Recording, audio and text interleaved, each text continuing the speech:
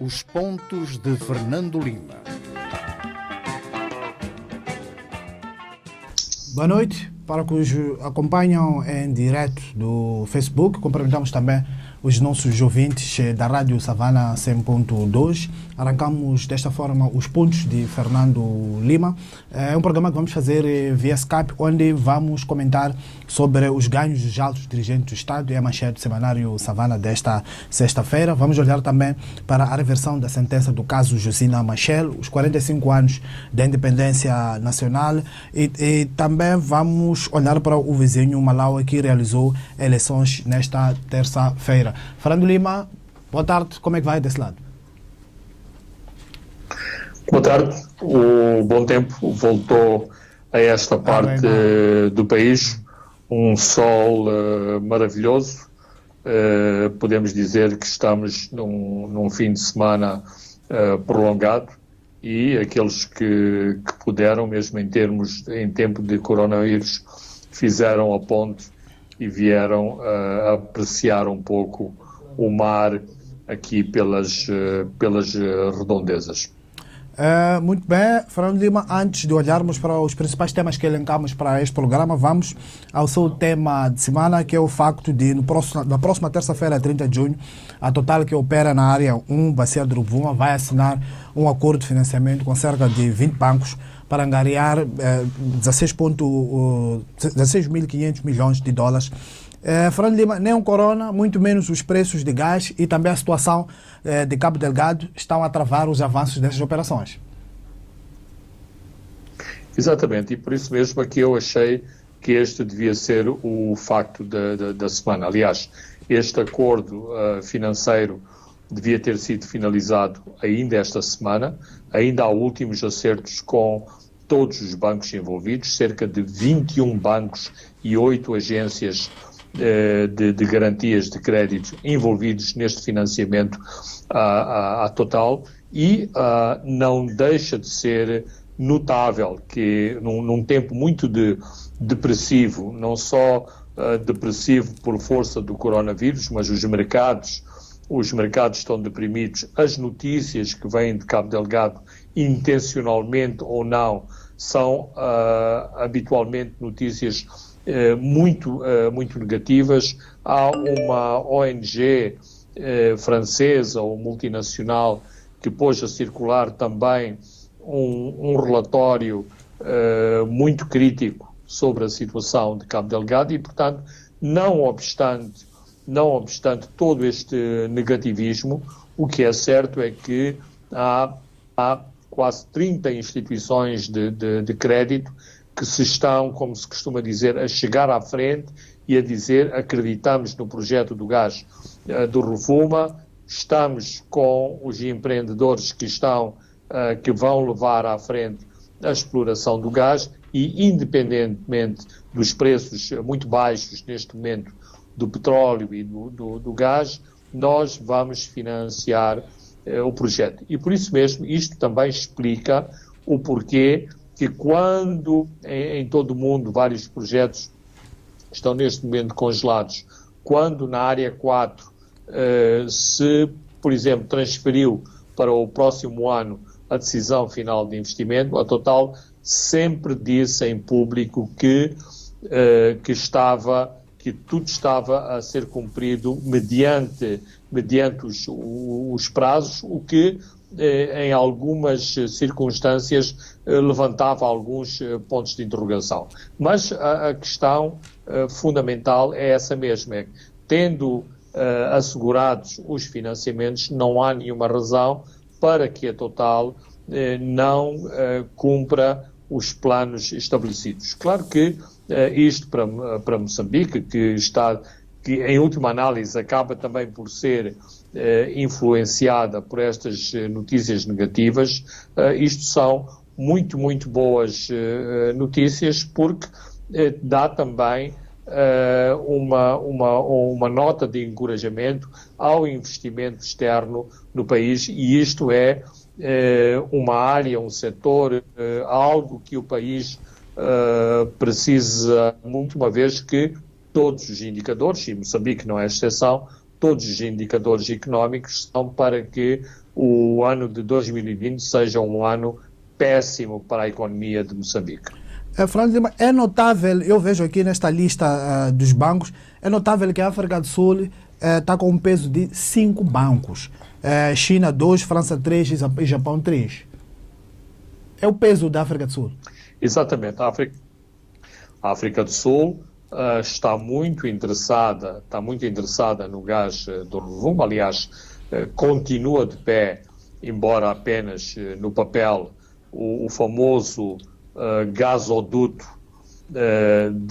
do Rovuma até a África do Sul. Isto mostra quantos empresários sul-africanos estão interessados no gás do Rovuma e, por outro lado, são grandes oportunidades para a banca sul-africana e também, complementarmente, isto mostra da robustez da banca e da finança sul-africano que se pode envolver num projeto a nível planetário, só para dar uma dimensão, embora ninguém tenha dúvidas das diferenças que há entre a África do Sul e Portugal. Portugal tem apenas um banco envolvido nesta operação e a África do Sul tem cinco bancos na operação. Aliás, desde o princípio, pelo menos um dos bancos envolvidos esteve desde o princípio nesta operação, o que demonstra a força e o empenho sul-africano no gás do Rovuma. Vemos todos estes bancos e todas essas instituições de créditos que querem avançar, mas as notícias que vêm de Cabo Delgado, o que está a acontecer em Cabo Delgado, não é uma situação muito boa. Isto pode também indiciar que aquela zona vai funcionar como uma espécie de uma ilha, um Iraque ali em Cabo Delgado. Claramente já é uma ilha. Nós sabemos que há acordos específicos de defesa e segurança só para a área do gás, só para a península de Afungi. Há uma força especial que tem apenas como única preocupação defender os projetos do gás. Isto são questões muito práticas e muito concretas. Por outro lado, também não é segredo para ninguém, do mundo, a indústria do petróleo está habituada a trabalhar em circunstâncias muito duras, em situações de segurança muito precárias, e eles nunca se intimidaram com estas situações. Nós temos, por exemplo, o exemplo da República Democrática do Congo. As notícias que nós temos é que este país praticamente não tem governo e que todo o país está envolvido em várias guerrilhas, em várias guerras localizadas. E, no entanto, no que toca à extração de minerais, estas operações continuam a acontecer sem que a guerra faça com que estes projetos parem. Temos o exemplo de Angola durante a guerra, temos o exemplo da Nigéria também aqui no continente africano. Portanto, as petrolíferas internacionais estão muito, muito habituadas a trabalhar em situações de segurança precária e em situações de grande dureza. Compensa isso, Fernando Lima, porque se olharmos para a história Pelos vistos compensa, porque no fim do dia é uma questão de se sentarem à frente do computador e fazerem os seus exercícios financeiros e para ver se, inclusivamente, uma fatura adicional em relação à segurança, se isto continua a compensar e continua a dar lucro. Também há outro aspecto relevante a mencionar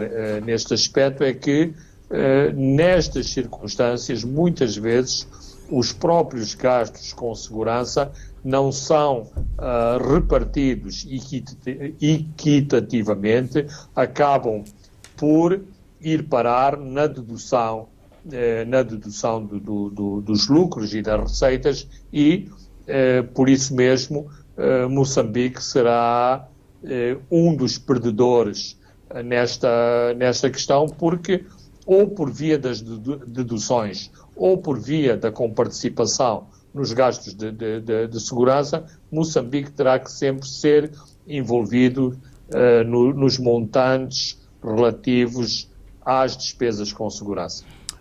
No entanto, o ex-Bank dos Estados Unidos alterou o seu modelo de financiamento inicial, vai agendar um projeto qualquer coisa como 4.700 milhões, um valor um pouco abaixo dos 5 milhões de dólares prometidos em setembro. Estávamos a olhar para a lista dos bancos, são bancos provenientes de vários países. Temos aqui também o envolvimento dos Estados Unidos.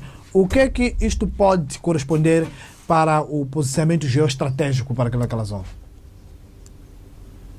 Bem, para já isso, e na altura isso foi enfatizado, é uma grande aposta dos Estados Unidos no investimento em Cabo Delgado e na bacia de Rovuma.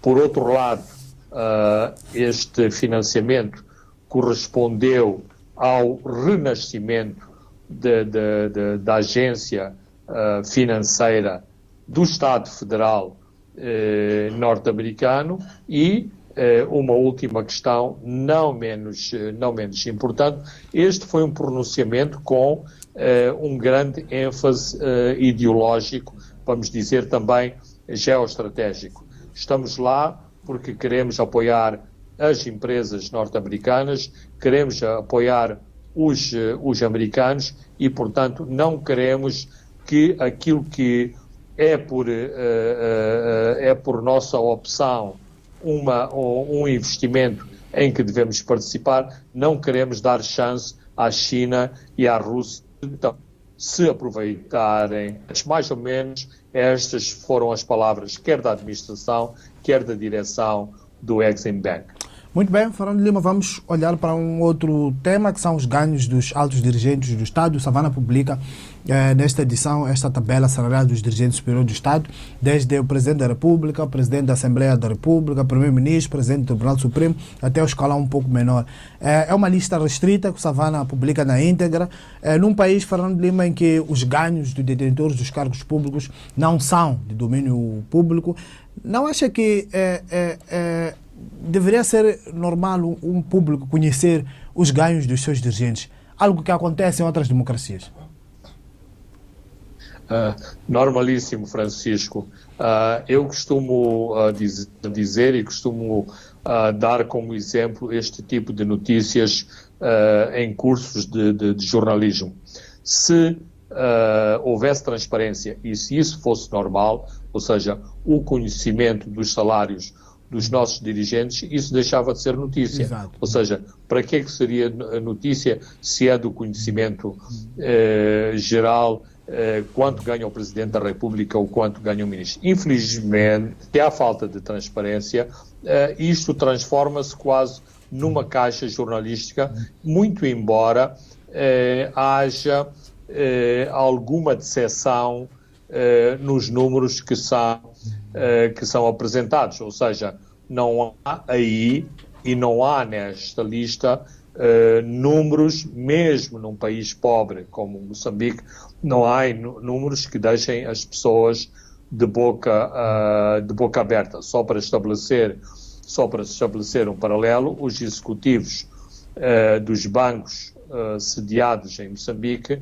ganham à volta de 25 mil dólares mensais, portanto cabem lá muitos salários de muitos presidentes. Mas não é por aí. A questão relevante do artigo do Savana tem a ver com transparência, tem a ver com um posicionamento para que as contas públicas sejam mais transparentes, para que os rendimentos dos nossos dirigentes sejam mais transparentes. Afinal, se eles são servidores públicos, se inclusivamente têm que fazer uma declaração anual de rendimentos, porque que aqueles que pagam os seus salários, ou seja, os contribuintes ao fisco, porque que eles não hão de saber quanto ganham ou na expressão do próprio Presidente da República, por que os patrões do país não hão de saber quanto pagam aos seus trabalhadores para dirigirem o Executivo. Este é um aspecto, e para mim é um aspecto de fundo. Mas, atenção, nós não somos ingênuos. Nós sabemos que não é por estes salários. Sim, era essa a questão. O que é que explica esta corrida para ocupar estes cargos, e até há grandes lobbies, e muitas vezes sangrentos, para sair a esse tipo de posições? Eu vou dar dois ou três exemplos. Podemos, por exemplo, começar por escrutinar quantos antigos ministros, nem vou falar dos atuais ministros, quantos antigos ministros se beneficiaram mais do que uma vez das casas que ocupavam enquanto ministros. Ou seja, houve vários expedientes e continua a haver tentativas atualmente para que estes detentores de cargos públicos, no fim dos seus mandatos, fiquem com as casas que ocuparam enquanto ministros. Ora, isto tem um valor e podemos debitar esse valor nos rendimentos desses titulares de cargos públicos. Há ministros que recebem cheques adicionais de todas as empresas tuteladas pelo respectivo Ministério.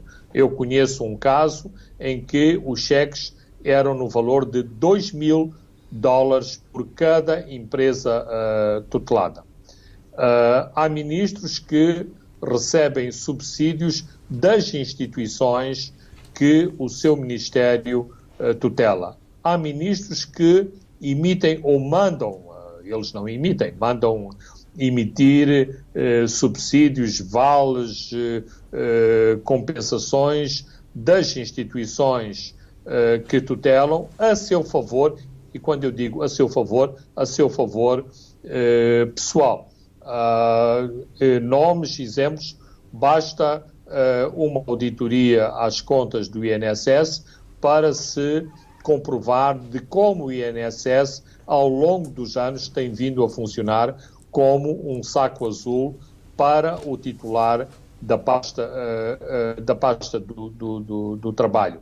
Sabemos também de como são liberalmente administradas as ajudas de custo, quer para deslocações internas, quer para deslocações externas. Sabemos também do liberalismo que constitui a alocação de viaturas. A viatura protocolar, que habitualmente, sim, essa é devolvida no fim do mandato, mas depois a viatura de uso pessoal e a famosa viatura para a casa, e depois tens todo aquele, casa de Sua Excelência. Tens todo aquele aparato na casa de Sua Excelência, como você estava aí muito bem.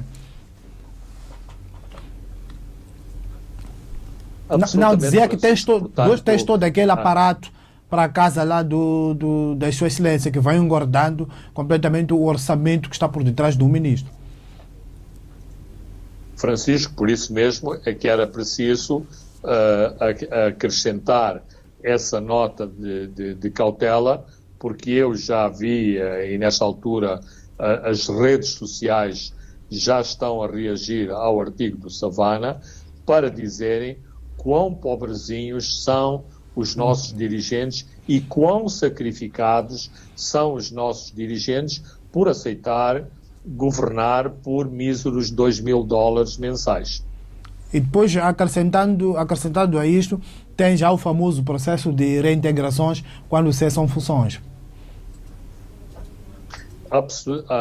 Absolutamente. Portanto, digamos que na construção do rendimento de um titular de um cargo público em Moçambique, é preciso ver esta questão no seu todo, ou seja, ao fim do dia, quanto é que cada um dos titulares leva para casa ou mete no seu bolso. E eu acho que isto é um artifício e é um artifício que devia ser condenado, ou seja, nós, cidadãos, nós, contribuintes para o erário público, devíamos saber quanto de facto pagamos a cada um dos dirigentes, incluindo a conta de água e luz, o carro, as chamadas de telefone, as ajudas de custo. E isto não é qualquer intrusão na vida pública destes titulares. E isso é que é servir o público. E isso é que é andar todos os dias de cabeça erguida na rua, porque sabemos todos quanto ganham. Não é uma parte estar formalmente inscrito nas contas do orçamento e depois, e infelizmente a maior parte do rendimento é escondida e subrepticiamente é dissimulada noutras alíneas para exatamente dar outro tipo de rendimentos ao titular de um cargo público. Estes cálculos já foram feitos mais ou menos disciplinadamente e calcula-se que quase todos os titulares dos cargos públicos, na prática, recebem muito mais que o dobro do salário que está inscrito orçamentalmente.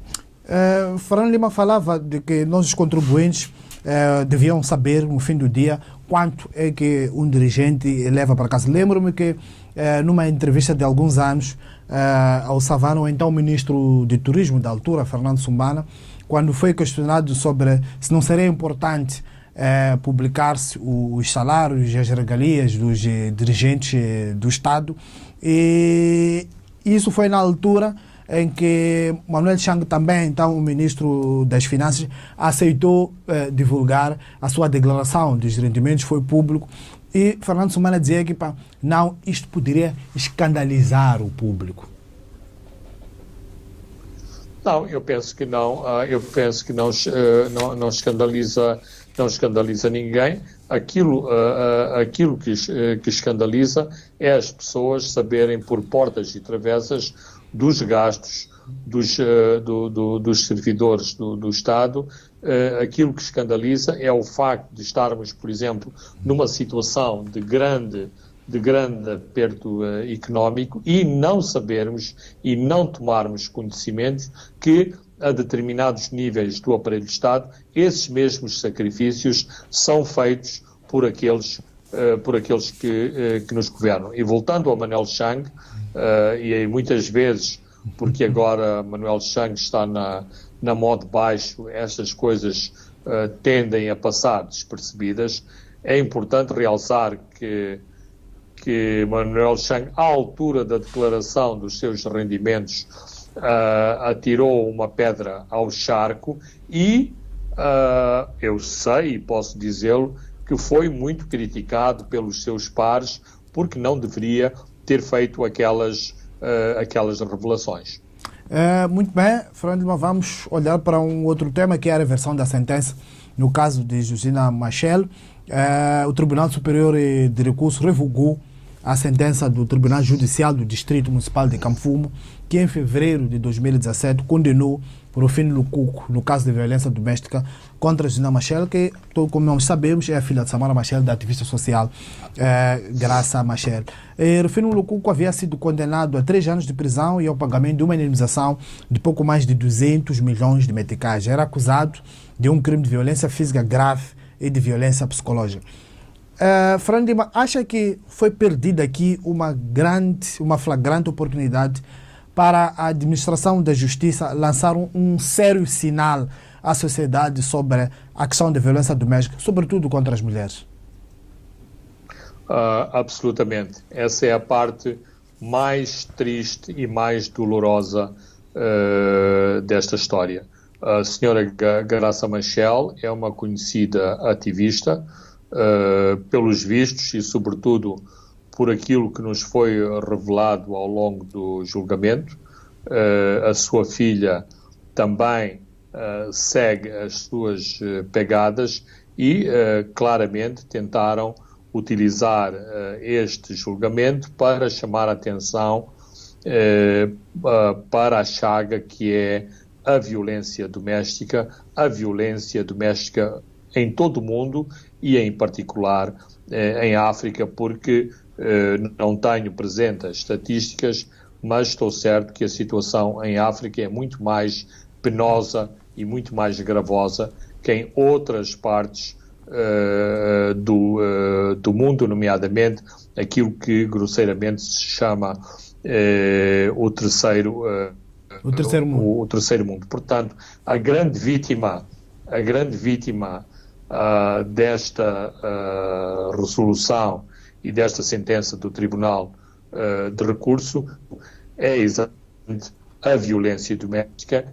Todas as mulheres que buscam a justiça para reparar danos que lhes são infligidos pelos seus consortes, por um lado, e também porque numa situação, e como a família diz, de denegação de justiça, isto poderá ser também um encorajamento para que exatamente os violadores, os abusadores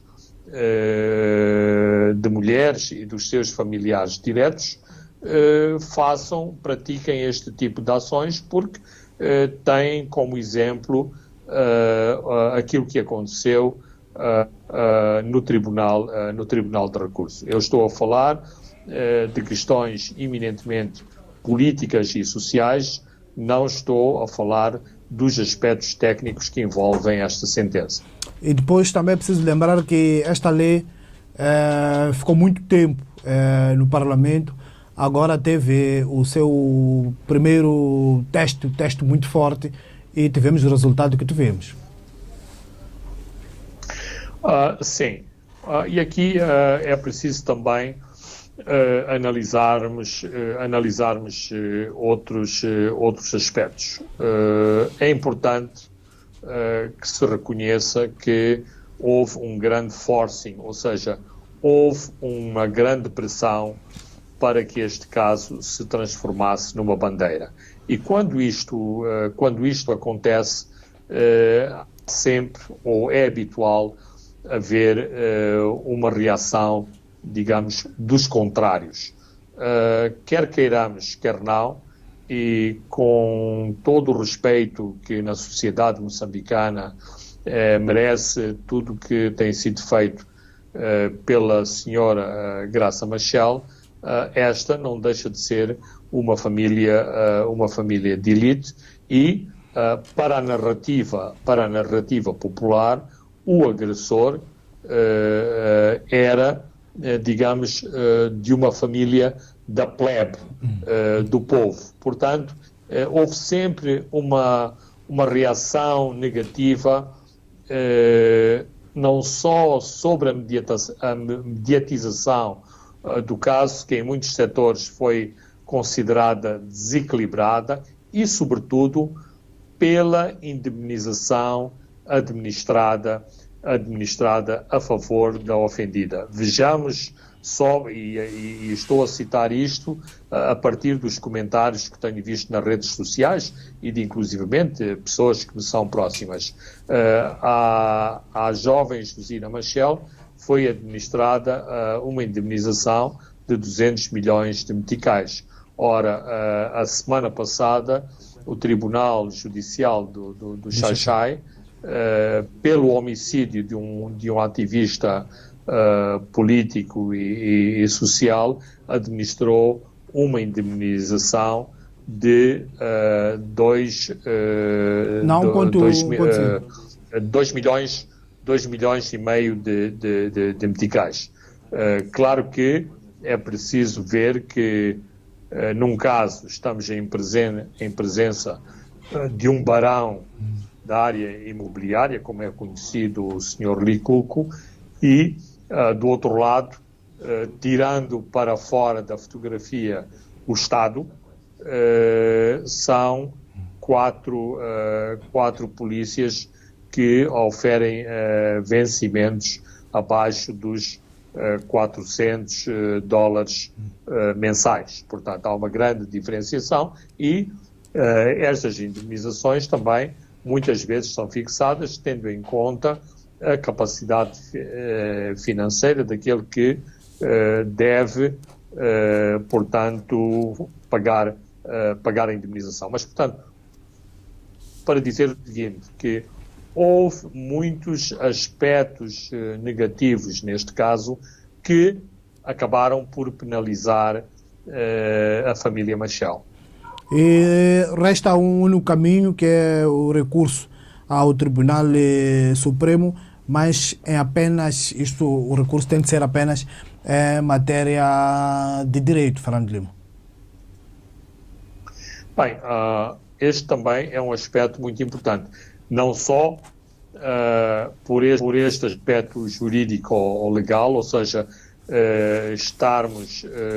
toda a argumentação deve incidir sobre matéria do foro jurídico e do foro legal, mas já que a família da ofendida tentou constituir este caso como uma bandeira e como exemplo, é importante que o caso vá até às últimas instâncias, exatamente para que a sociedade se aperceba da importância e dos valores que estão em jogo. Portanto, a questão da violência doméstica é uma questão de grande importância em Moçambique, quando o país decidiu, e à semelhança do que aquilo que acontece noutros países,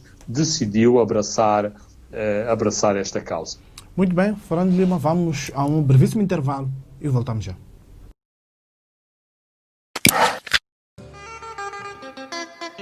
Os pontos de Fernando Lima.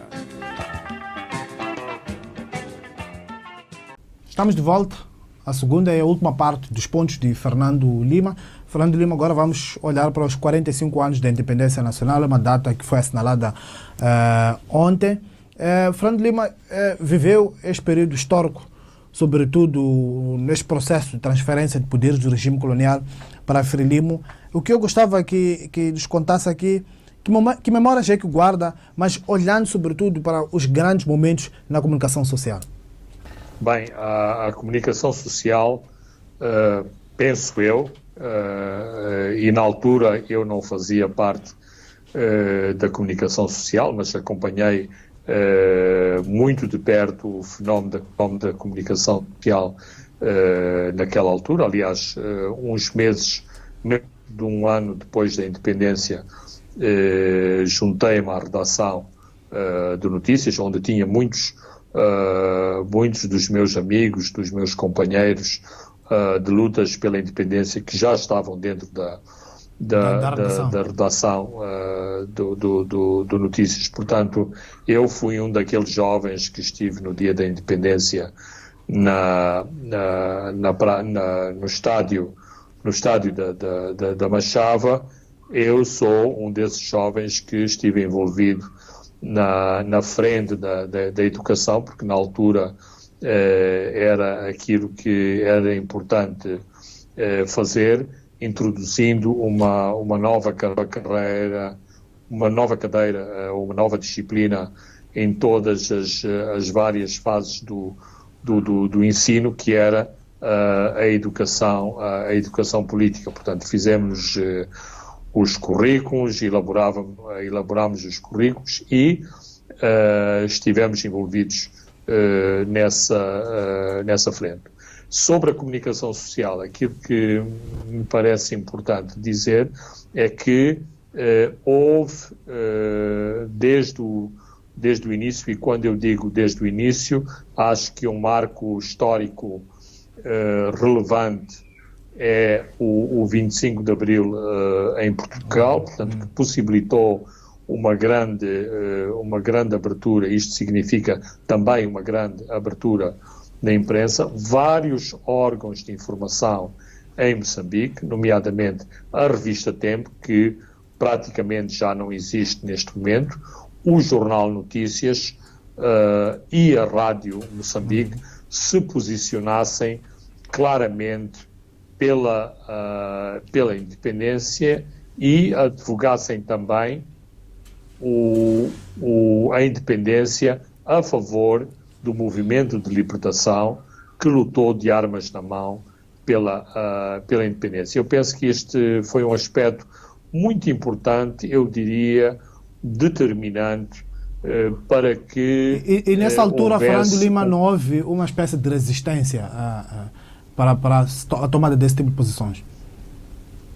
É claro que houve muita resistência e em cada um dos processos há forças vencedoras e há os que perdem. Por exemplo, nunca foi possível fazer estas transformações em jornais como Notícias da Beira, na cidade com o mesmo nome.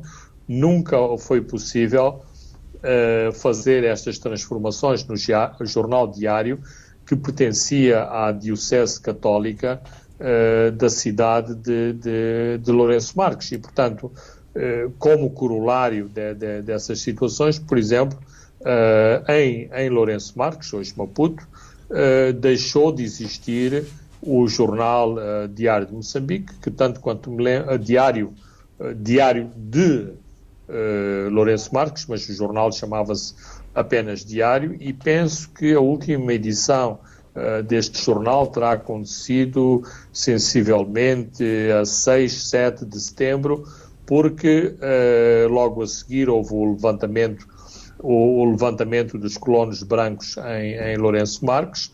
O jornal Diário ficava mesmo ao lado do Rádio Clube de Moçambique e nunca mais voltou a sair à rua em Moçambique, ao contrário do que acontece até hoje com notícias. Eu acho que é relevante dizer também que a imprensa terá ganho os seus galões nessa altura. Eu não tenho a mínima dúvida que se a imprensa ou uma parte da imprensa não se tivesse posicionado pela independência, quando a Frelimo assumisse o poder e, inclusivamente, logo no período de transição, nós teríamos uma imprensa muito mais controlada, muito mais no modelo soviético, como aconteceu, por exemplo, em Angola. E, portanto, embora haja outros fatores que expliquem uma visão diferente da Frelimo em relação à comunicação social, o facto de as redações, com o seu próprio mérito, terem defendido a independência, trouxe-lhes, digamos, um capital de maior independência em relação ao poder político, que não teria acontecido se não tivesse havido esta demarcação logo na transição, antes da independência, logo na transição, antes mesmo da existência do governo formado com Portugal na sequência dos acordos de Lusaka a 7 de setembro de 1974. Advogaram a independência, como Fernando Lima muito bem disse, mas depois da tomada de poder, depois da proclamação da independência, a 25 de junho de 1975, houve um controle cerrado sobre a imprensa por parte do novo regime, Fernando Lima. Digamos que o controle foi-se apertando.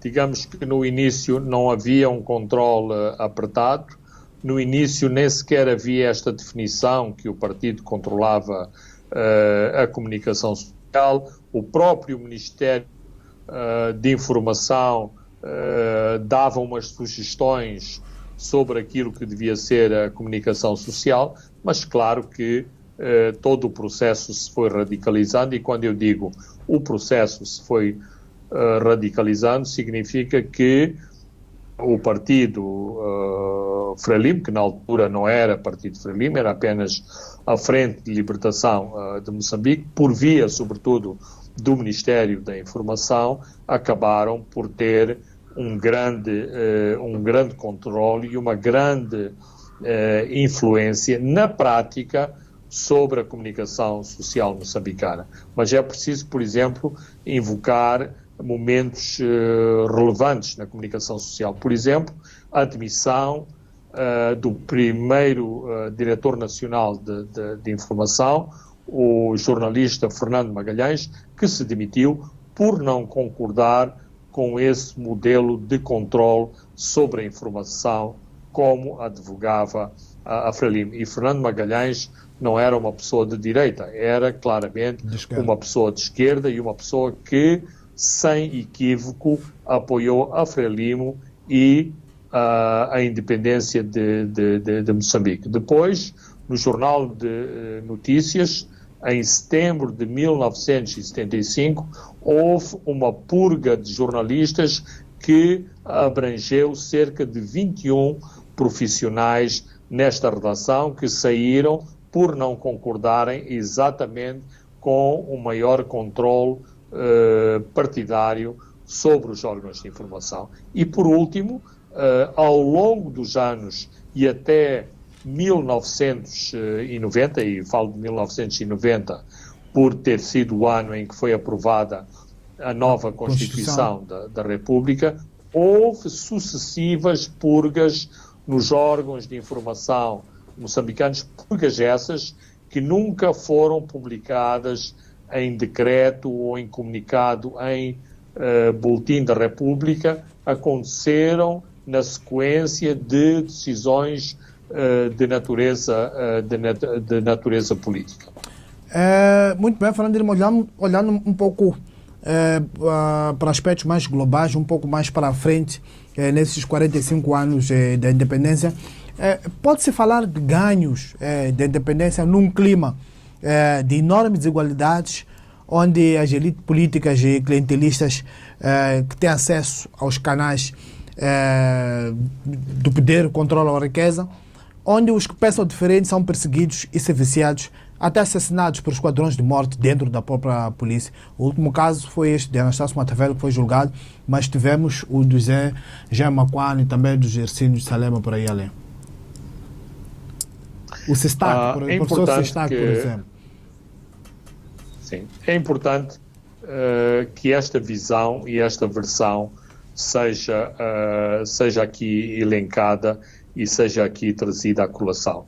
Eu tenho acompanhado os testemunhos em vários canais de televisão, incluindo aqueles canais de televisão que reivindicam para si o Estatuto de Independentes. E acho de uma grande pobreza intelectual a forma como se abordam os chamados ganhos da independência.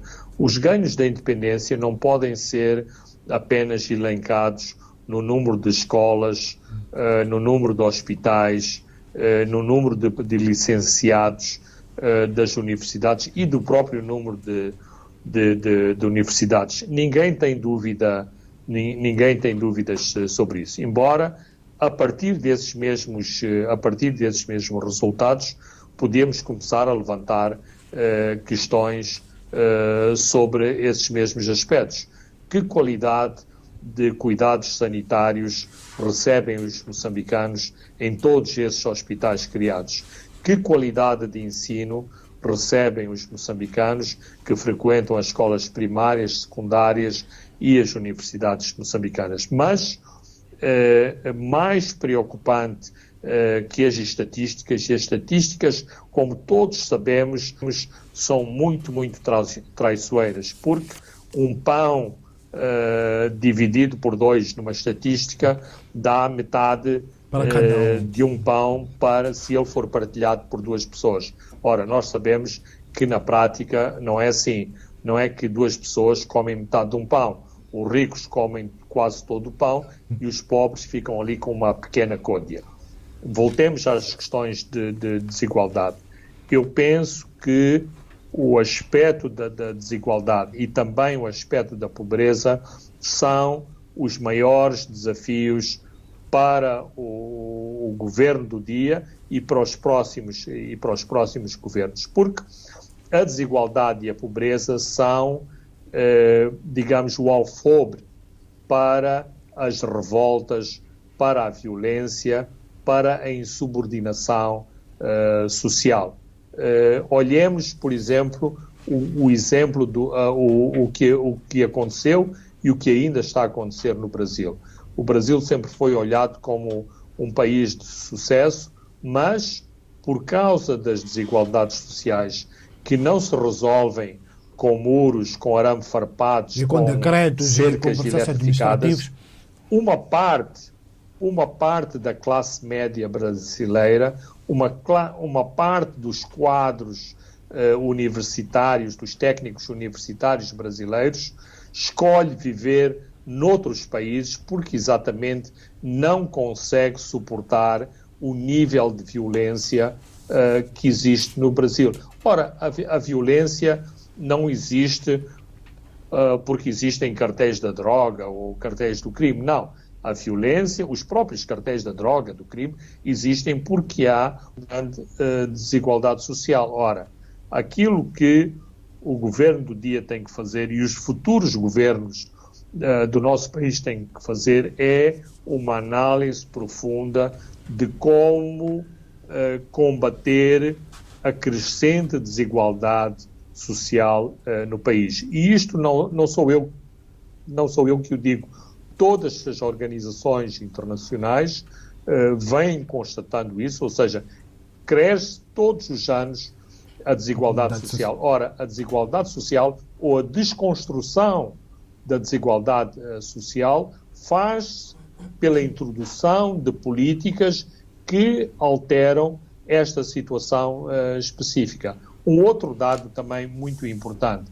Quando se dão estas estatísticas, avançam-se números absolutos, mas, por exemplo, não se tem em conta problemas como a nossa demografia. À data da independência, os moçambicanos eram menos de 10 milhões. Havia no país cerca de 8 milhões de pessoas. Hoje somos 30. Então, teríamos que multiplicar todos os indicadores sociais e económicos pelo menos por 3 e avaliar esses mesmos indicadores em função do crescimento demográfico, que é claramente em Moçambique uma bomba relógio. O outro aspecto, e que decorre também do primeiro, é a questão da pobreza. O último relatório que foi publicado indica exatamente que a pobreza continua a crescer. Ora, isto são muito más notícias para a sociedade moçambicana e para o potencial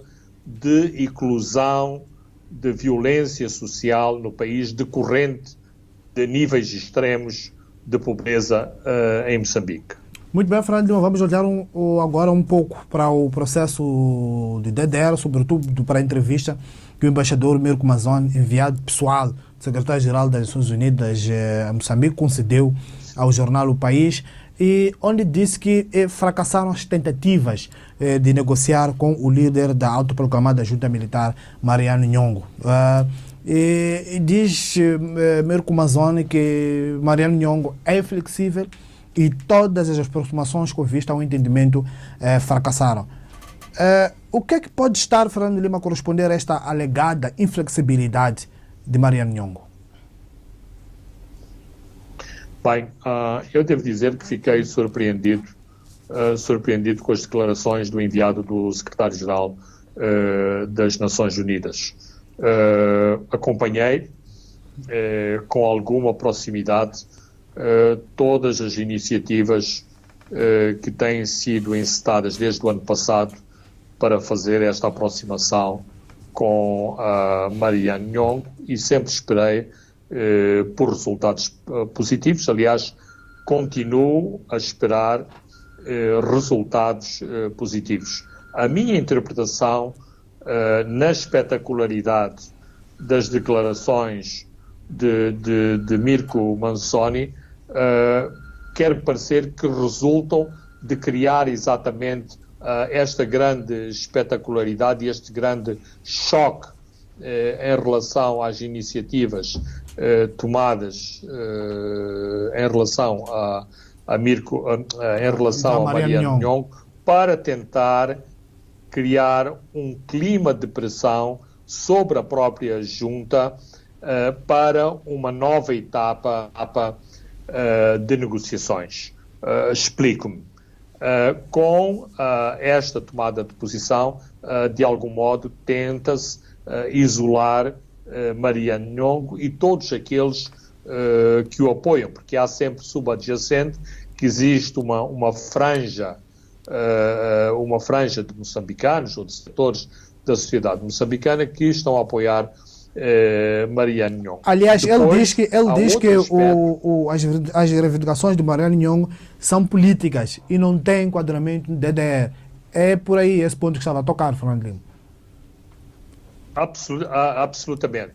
Um segundo aspecto não menos importante são os efeitos práticos do DDR já em curso. Significa o seguinte, mesmo no meio do mato, hoje sabemos que o telemóvel chega lá. E quando as pessoas que estão à volta de Mariano Nhongo começarem a receber as notícias dos quantitativos que os seus companheiros estão a receber, das condições que estão a ser criadas para outros elementos da RENAM que estavam no mato, isto vai criar claras fissuras nas pessoas à volta de Mariano Nhongo. Aliás, já há evidências desse mesmo fenómeno, incluindo com nomes e locais. Portanto, digamos que Mirko Manzoni, não o tendo dito, também está a jogar neste outro fator psicológico e daquilo que eu conheço do embaixador Manzoni, ele não é pessoa de atirar a toalha ao chão, e esta declaração da semana passada é como que um aparente atirar de toalha ao chão em relação à dissidência da RENAM. Muito bem, Fernando Lima, vamos agora fechar com as eleições no Malawi. Há mudanças, os números ainda estão a ser contabilizados, mas a oposição já reivindica a vitória do seu candidato, o Lázaro Chakwera.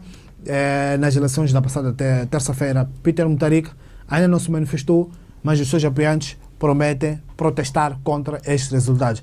Há um risco de Malawi voltar novamente a protestos de rua, Fernando Lima? Bem, há esse perigo, sim. Há o perigo, ou há a endemia habitual nas eleições africanas de os perdedores terem muitas dificuldades de aceitar os resultados finais. Portanto, eu espero que num processo com o mínimo de transparência o vencedor seja proclamado e os vencidos aceitem o veredito do povo nas urnas. Por outro lado, e acho que isto é importante de realçar, e também tem a ver com a crise económica no Malawi, com a extrema dependência da ajuda externa em que vive o Malawi há muitas décadas, diria, é de realçar a coragem do judiciário malauiano que fez acontecer esta repetição das eleições. Isto pode ser um recado para o judiciário de outros países na região, incluindo o setor judiciário moçambicano, e também é importante que se diga isto, o facto de Mutharika ter aceito, dentro das limitações e do colete de forças em que ele também estava envolvido, ter aceito a repetição destas eleições. E depois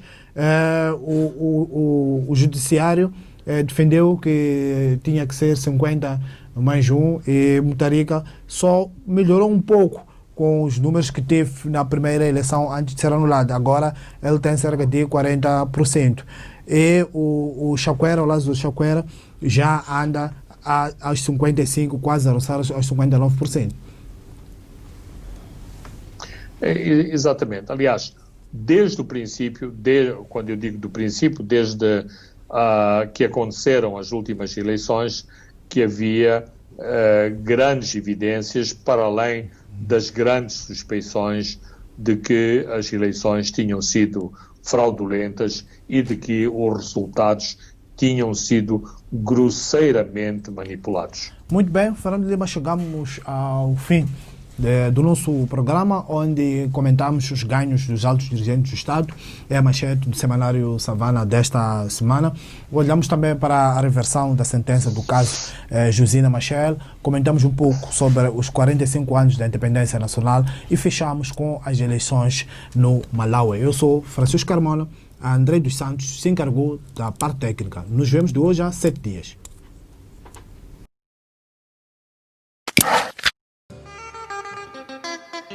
Os pontos de Fernando Lima.